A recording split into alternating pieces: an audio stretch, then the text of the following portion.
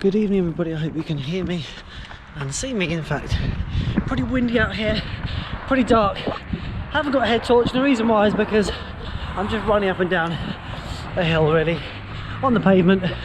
Nothing flash or exciting to see or enjoy. And last week I did the hill reps, I just found that actually the head torch really wasn't supporting me seeing any better than what's already on offer. It may appear quite dark to you, but actually I can see pretty clearly what I'm up against here. So this video, I thought I'd just share a few tips whilst I'm running about how to get out the door.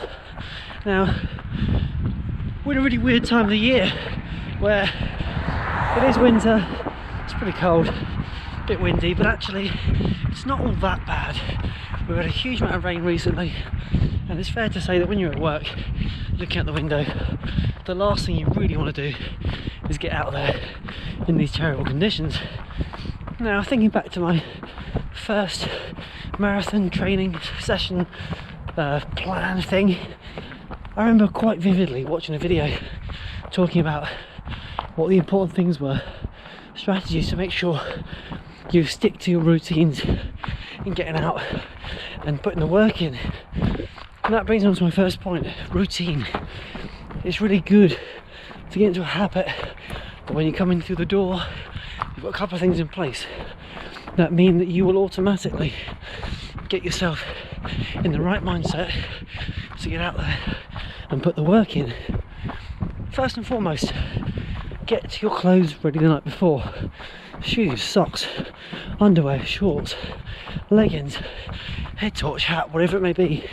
Lay it out so that when you walk in the door, you're faced with it, ready to go. Positivity.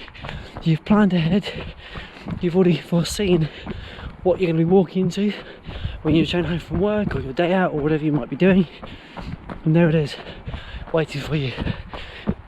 Out of your clothes, into your running gear, ready for battle. Point number 2, don't make your home inviting. Sounds a bit peculiar, right? The worst thing I found is that if you've got a nice warm home, the moment you step foot inside, it's too comfortable, it's too cozy. So what you want to do instead, leave that house nice and cold. When you walk in, you just think, well, I'm not feeling too warm, and actually no reason to put the heating on. Let's just get changed, let's get out there and warm up in a kind of natural way. So that's point number 2. Linked to that, actually, even do things like leave your bed messy, leave the kitchen a bit untidy, leave some washing up in the sink. Just things that make you feel like, oh, I want to escape this. And what better way to escape than to get out and start putting in those miles, getting those workouts done. Point number 3, consider this. You are not working out for that day, you're working out for the future you, the you that's going to tackle that race, that event, that milestone that you want to reach and accomplish. The work you put in the months leading up to that day will see you in good stead to making sure you are successful. It's all too easy to think to yourself, oh, I don't want to get out tonight and do half an hour on the hills. But when the day comes, I'm running up those hills and I'm overtaking people, feeling fresh, feeling efficient, it'll be then that I reflect back and I thank myself for getting out there and getting the job done. Now, one other thing to mention is this, safety. I'm really not an advocate of going out in conditions which are unsafe. Equally, like last night, it was absolutely torrential downpour. I could have got out, but for me, what I don't want to do is catch a cold, get under the weather, and then knock myself out for 2 weeks because I pushed in an environment which doesn't really benefit me to be in.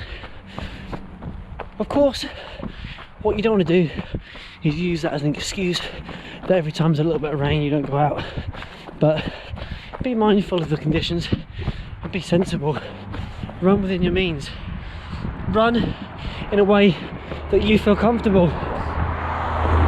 If you're somebody who doesn't feel like running at night is for you, maybe you feel uneasy running with a head torch, so be it. Find a time at some other point during the day. Equally, running in the morning, running in the afternoon, running in the evening, it takes all sorts. I'm somebody who has not got the option to run midday as much as I'd love to, so I'm faced currently with running in the dark before or after work. That is just it. So, you know, settle into that head torch life and enjoy what's in front of you. Essentially, this is about having fun. I'm in a position right now where I'm actually just trying to reduce the risk of injury, so I'm not pushing as hard as I want to. Mentally, I feel prepared to tackle anything.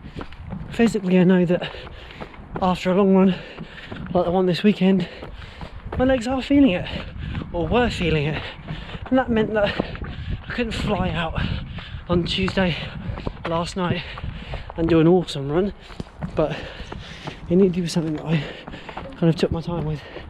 And then this evening, actually, probably as it turns out, everything happens for a reason. Couldn't go out last night, therefore in a fitter state, feeling more refreshed to put more work in this evening. Last night would have just been an easy run. Tonight I'm now doing something a little bit more intense on the hills. So as I'm nearing the end of this run, don't ever underestimate the importance of self-love and just giving yourself a pat on the back to say well done for your efforts, whatever they may be. Give yourself permission to laugh, cry, smile, scream. It's okay. The important thing is you are getting out the door, something that many people are not doing. And if you just keep focusing on the goal and your vision, you will get there.